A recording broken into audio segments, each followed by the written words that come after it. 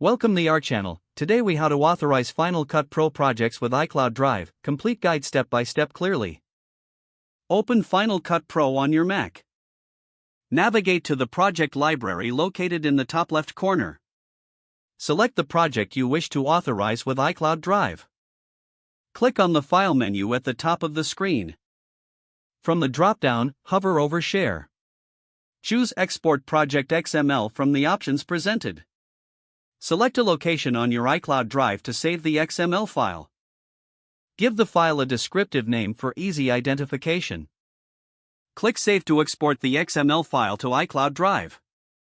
Now, open your Finder application. Locate and open your iCloud Drive from the sidebar.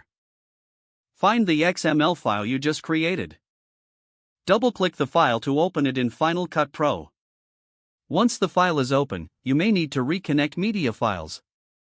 Select File from the menu again. Click on Relink Files to initiate the process. In the dialog, choose the media files stored in your iCloud Drive.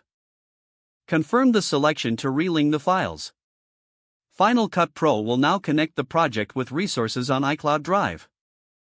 If prompted, enter your Apple ID credentials to ensure proper access.